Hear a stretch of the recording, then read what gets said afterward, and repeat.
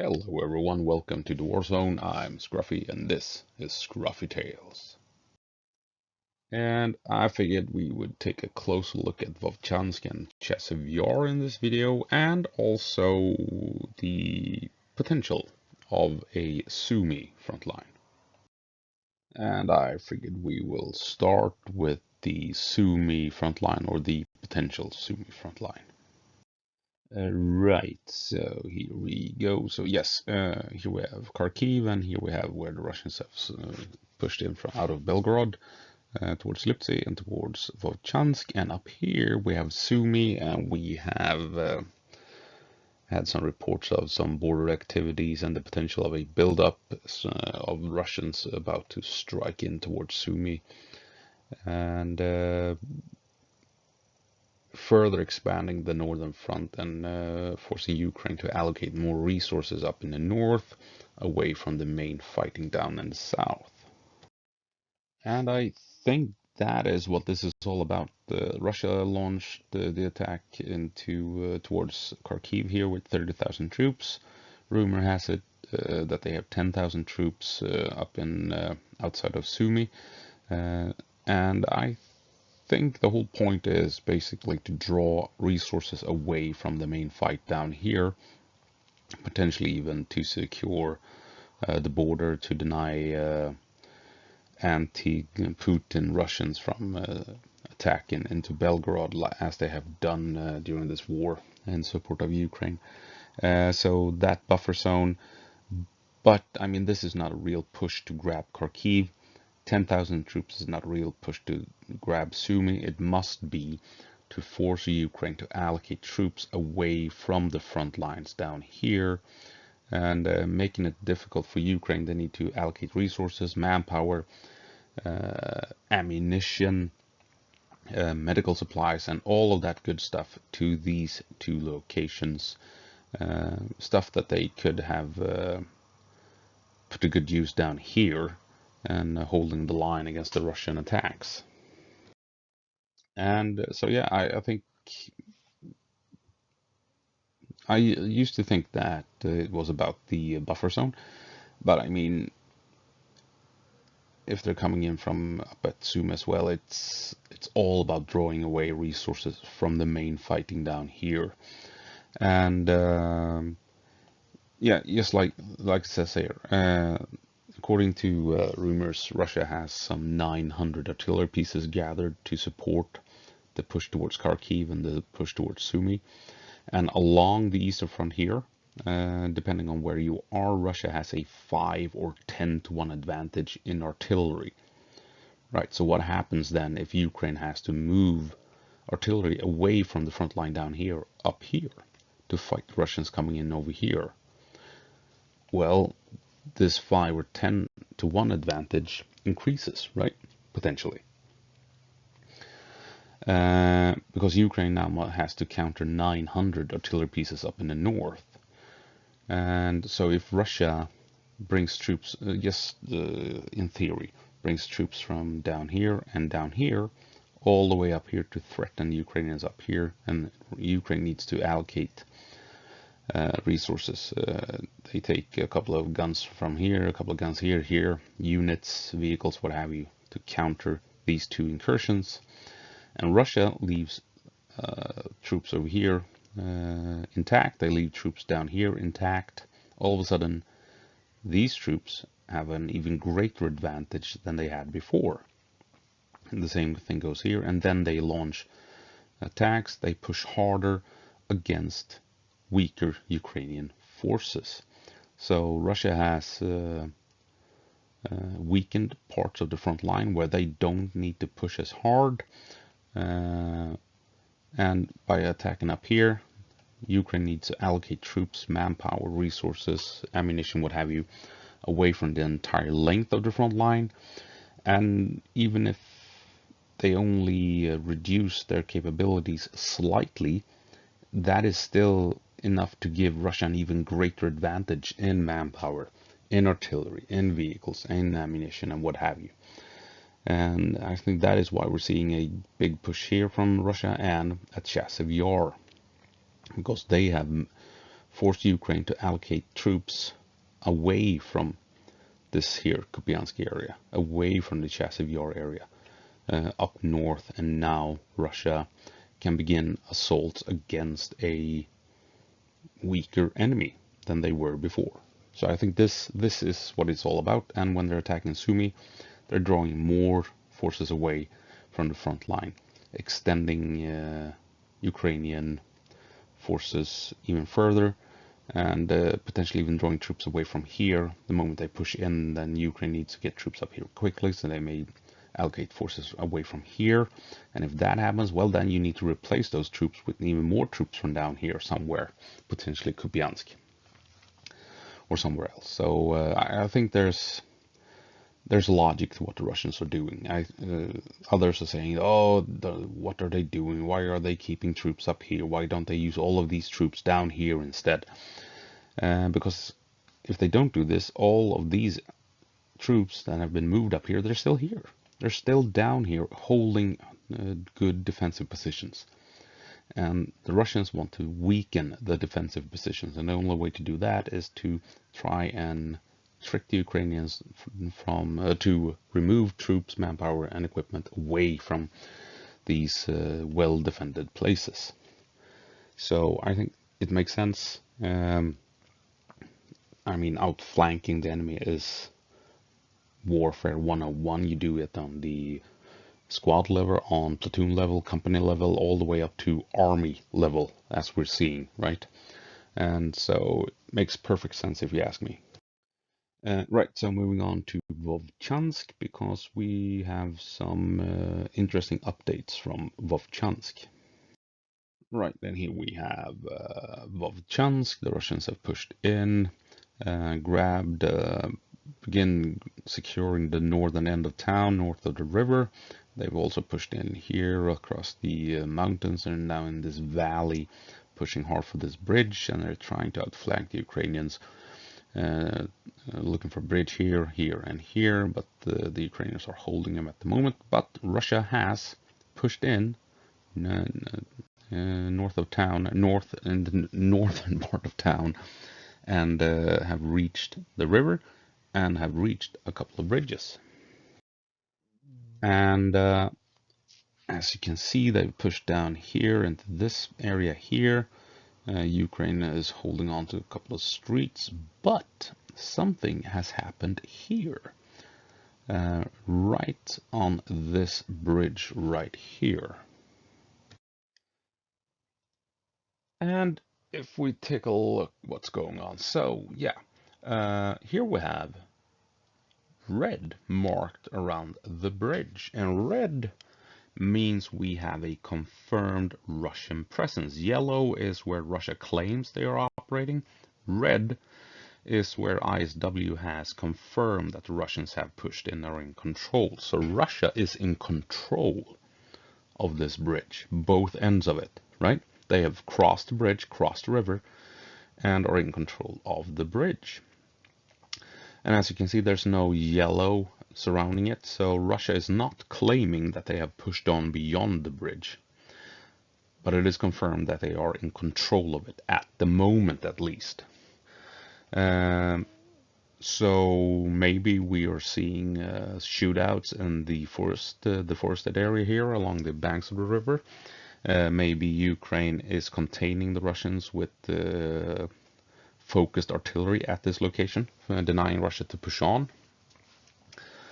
Who knows? But it does look likely that Russia will try and push up into these wooded areas over here, where there's cover, maybe push down here and try and cross the open ground here. But yeah, Russia is in control of this bridge, and they will more than likely try and make a strong push into the forest here, maybe move in with vehicles towards the factory area down here. But yeah, it is confirmed Russia has crossed the river at Vovchansk. And here you have the bridge. Their first objective will probably be this massive factory area here. This is located on higher ground as well. This is a bit of a big hill, and the road then leads down towards the river and the bridge. So Russia will more than likely try and get across, and then the main fighting will be for the control of this factory area. And if Russia can gain control of this, they then control the bridge proper and can get even more troops across. So heavy fighting will be taking place in this area if they do manage to push beyond this point. Right, so moving on to Fortress Chasiv Yar. And right, so Chasiv Yar, here we have the canal, and here we have Ivanivska, Bonanivka, where the Russians have pushed in. They need to cross this canal, and they have three options to do so. Right here, where the canal goes underground. Same thing here, and here we have a bridge. There's another bridge up here, I believe. A railroad bridge, but here is a bridge for usual traffic. And what Russia needs in order to get across both these locations is to control this part of town, this part of Chasiv Yar, because then they can deny Ukraine the ability to support these two locations, because if they try and push back this way, then Ukraine can attack from so. And same thing here, right? That's why this is yellow. It would be my guess, because Ukraine keeps harassing the Russians in this location. Down here, the Russians have pushed up and reached the culverts, but here Ukraine is still harassing them and causing a lot of trouble for the Russians. So Russia needs this part of town. If they grab this section, then Ukraine can't support the crossings, and then Russia can move up to each culvert and begin the attempt to push across in earnest. If we take a look at the culverts, gonna start with the southern one, where Russia has pushed up right to the edge. Right, I mean, they are right on this crossing here, where they can get across the canal. And Russia, they don't really want to push in this way. You can see you have a stream here and a bunch of lakes, bodies of water, hills, woodlands, and what have you. If they continue this way, it's going to be easy for the Ukrainians to trap the Russians in this part of the woods, right? It's going to be difficult. You can see here, they're going to be funneled into these choke points between the lakes where you have the roads and what have you. Russia does not want to get in here. This is bad territory. This will favor the Ukrainians to the extreme. They want to push in north of the stream, because as you can see, they can follow the hills and the woods, and they can attack the town at multiple locations without being confined by these bottlenecks. So in the south here, Russia, they want to push in this way, and sure, they will take this territory if that's what they can achieve, but it will be very costly. If they want to effectively have a chance of taking Chasiv Yar, it is north of this stream where they want to push in and reach the town itself. Northern culvert, we have twisted the map around. We're looking from the northeast. So here you have the lakes I was talking about, south of Chasiv Yar. If Russia can push up to this these culverts here, where the canal goes underground, as you can see, this is much better terrain than down here where you have all the lakes and the streams. Here they can push in. This is high ground, by the way, a bunch of hills. This town is on high ground, so they're probably going to want to try and grab this town, but there are no streams and no lakes that will deny them movement, that will funnel them into kill zones and kill boxes. If they get through here, they can occupy the woods and then begin planning how to get across these farm fields or whatever it is, this open ground. and attack the forest belt and the railroad and get into town this way. So I think Russia would prefer it if they could cross here, because this gives them much better options in launching assaults on Chasiv Yar than to the south of it. And here we have Chasiv Yar, the suburbs east of the canal, where you can see Russia has begun pushing into town. The other day they were only over here, and now they begin to push into town itself in order to deny Ukraine the chance to support the northern and southern culverts. And if Russia grabs this town, they can push. Here you have the railroad bridge, and here you have the ordinary bridge, and there's another crossing here. And Russia wants to push through this and move into towards these bridges.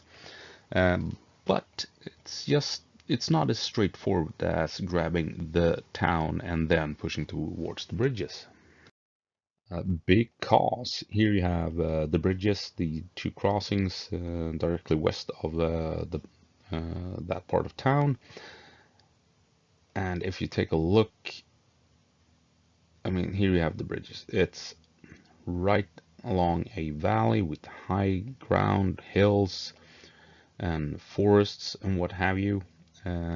It's not an easy approach. This is Chasiv Yar, by the way, and here you have that small town that Russia is beginning to push into. So Russians, they will be coming down this way and attacking this way towards Chasiv Yar. We're looking at the valley from the north. And this is quite interesting. Take a look. Here you have the crossings, right? The bridges. What is this? Ukrainian defenses. And as I spotted these, I started looking around. Remember how the canal is running straight through a valley, essentially, right? This is Chasiv Yar, and here you have along the edge, the ridge of that, the western side of the valley, right? Ridge of the eastern side. So you have defenses here. If the Russians are coming this way, they're going to have to fight their way through these trenches. If they take them, they have trench lines that they can utilize.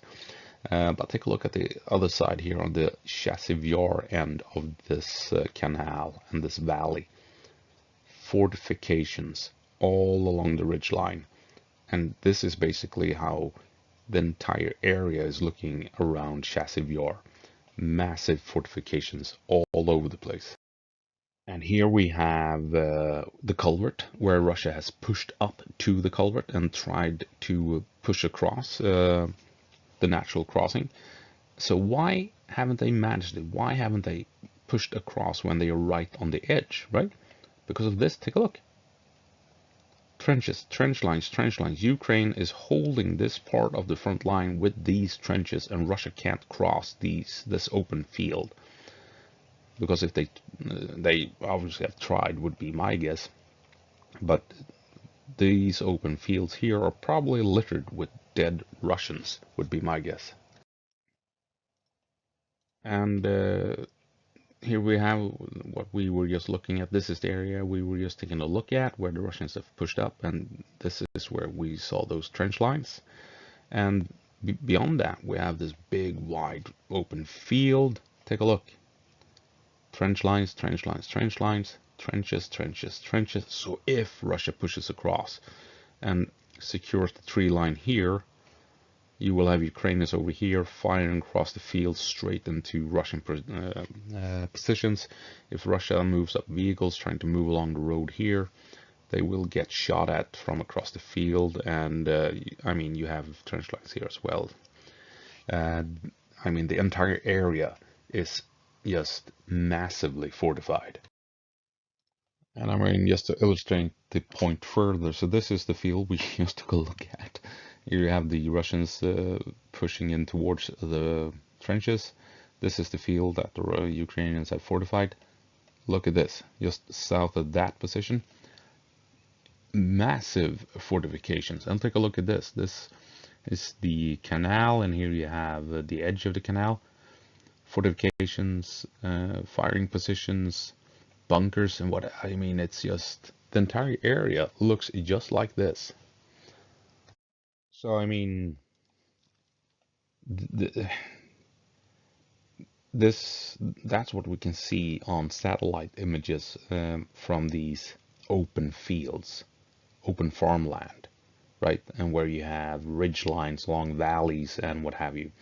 What is the reality in these woods? What kind of defenses are hiding in these woods up over here and over here, right? And all over the place. The city itself, what fortifications have been built in this urban area here, right? This hill, haven't actually zoomed in on this hill on the high ground here. I imagine you have some heavy guns built into the hills as well, looking down towards this area here, the crossing and the road and intersection, what have you. Russia, Russia, Russia. This will be costly. If, I mean, Bakhmut was hell, Avdiivka was hell, Chasiv Yar.